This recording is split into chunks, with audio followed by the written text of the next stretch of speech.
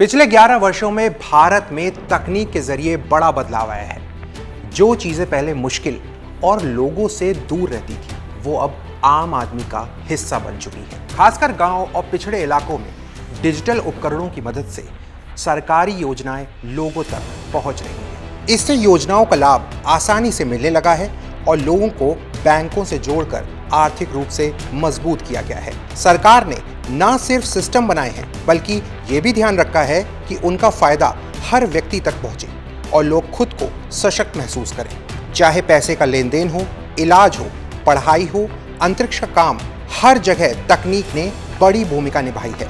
इस तरह भारत ने खुद को डिजिटल युग में एक प्रधान देश के रूप में साबित किया है। पिछले 11 सालों में तकनीक ने लोगों के लिए वित्तीय सेवाएं, खासकर गांव और दूर दराज इलाकों में काफी आसान बना दी हैं। अब पैसा भेजना और सरकारी सब्सिडी पाना पहले से भी बहुत सरल और पारदर्शी हो गया है। इस दौरान सबसे बड़ा बदलाव लोगों के भुगतान के तरीके में देखने को मिला है। यूनिफाइड पेमेंट इंटरफेस यानी यूपीआई ने पूरे देश में डिजिटल लेन देन को आसान और लोकप्रिय बना दिया है। सिर्फ मार्च 2025 में 18,301 मिलियन से ज्यादा लेन देन हुए, जिनकी कुल कीमत 24.77 लाख करोड़ थी। आज करीब 46 करोड़ लोग और 6.5 करोड़ व्यापारी यूपीआई का इस्तेमाल कर रहे हैं। अब तो लोग बहुत छोटे छोटे भुगतानों के लिए भी डिजिटल तरीका अपना रहे हैं। इनमें से लगभग 50% लेन देन माइक्रो कंपोनेंट यानी बहुत कम रकम के होते हैं। एसीआई वर्ल्ड वाइड रिपोर्ट 2024 के अनुसार 2023 में दुनिया भर में रियल टाइम ट्रांजैक्शन का 49% हिस्सा अकेले भारत में हुआ, जो ये दिखाता है कि भारत अब डिजिटल भुगतान के मामले में दुनिया में सबसे आगे है। आधार पर आधारित ई-केवाईसी यानी इलेक्ट्रॉनिक पहचान प्रक्रिया ने भी बैंकिंग और सरकारी सेवाओं की प्रक्रिया को आसान बनाया है। इससे पहचान जल्दी होती है, कागजों का झंझट कम हुआ है और हर काम में पारदर्शिता आई है। अप्रैल 2025 तक 141.88 करोड़ लोगों के आधार कार्ड बनाए जा चुके हैं। अब आधार भारत की डिजिटल पहचान और सेवाओं का मजबूत आधार बन चुका है, जिससे लोगों को सरकारी योजनाओं और सेवाओं का लाभ जल्दी और आसानी से मिलने लगा है। आज की डिजिटल दुनिया में मजबूत इंटरनेट और मोबाइल नेटवर्क किसी भी देश की तरक्की की बुनियाद है। बीते 11 वर्षों में भारत ने गांव-गांव तक इंटरनेट पहुंचाने और मोबाइल नेटवर्क को मजबूत करने पर खूब काम किया है। इससे सिर्फ कनेक्टिविटी नहीं बढ़ी है, बल्कि नौकरी, शिक्षा, नवाचार और समान अवसरों के नए रास्ते भी खुले हैं। भारत की तकनीकी यात्रा में सच्चा बदलाव तब आया जब लोगों को बेहतर मोबाइल नेटवर्क मिलने लगा। 2016 के बाद भारत में 4G नेटवर्क का तेजी से विस्तार हुआ, जिससे लोगों को तेज इंटरनेट और डिजिटल सेवाएं मिलने लगी। फिर अक्टूबर 2022 में 5G आया, जिसने इंटरनेट को और तेज और स्मार्ट बना दिया। सिर्फ 22 महीने में भारत में 4.74 लाख 5G टावर लगाए गए, जो दुनिया में सबसे तेज 5G नेटवर्क रोल आउट में से एक हैं। आज देश में 99.6% जिलों में 5G सेवा पहुंच रही है। 2023-24 में ही 2.95 लाख नए 5G टावर लगाए गए।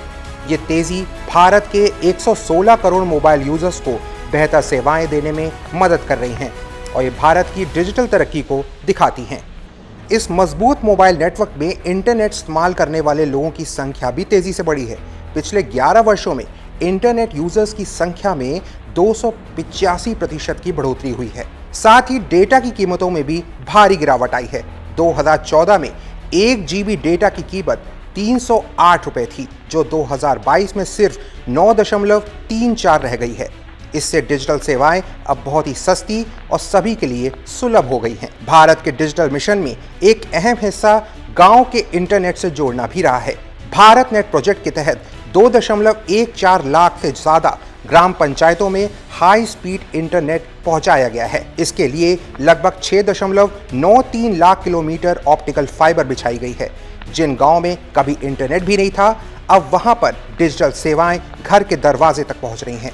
इन सब के अलावा भारत में डिजिटल क्रांति सिर्फ लोगों तक तकनीक पहुंचाने तक ही सीमित नहीं है, बल्कि इसका मकसद है लोग और सरकारी संस्थाएं तकनीक का समझदारी से इस्तेमाल करना सीखें।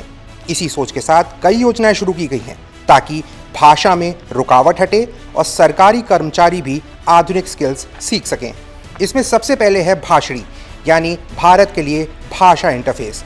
एक ऐसा प्लेटफॉर्म जो भारतीय भाषाओं में डिजिटल सेवाएं और जानकारी पहुंचाने में मदद करता है। मई 2025 तक भाषणी 1600 से अधिक AI मॉडल और 18 भाषा सेवाओं के साथ 35 प्लस भाषाओं का समर्थन करता है। ये IRCTC, NPCI और IVRS सिस्टम और पुलिस दस्तावेजीकरण जैसे व्यापक रूप से उपयोग किए जाने प्लेटफॉर्म में एकीकृत है। 8.5 लाख से अधिक मोबाइल ऐप डाउनलोड के साथ भाषणी नागरिकों को अपनी पसंद की भाषा में डिजिटल प्लेटफॉर्म से जुड़ने के लिए सशक्त बना रही हैं। इसके बाद आता है प्रधानमंत्री ग्रामीण डिजिटल साक्षरता अभियान, जिसका मकसद हर ग्रामीण घर से कम एक व्यक्ति डिजिटल दुनिया की बुनियादी जानकारी और इस्तेमाल करना सीख जाए। इसका मुख्य उद्देश्य था कि कम से कम 6 करोड़ लोगों को डिजिटल रूप से साक्षर बनाया जाए, ताकि वे आत्मविश्वास के साथ डिजिटल सेवाओं और जानकारी का इस्तेमाल कर सकें। इसके अलावा मिशन कर्मयोगी और इंडिया AI मिशन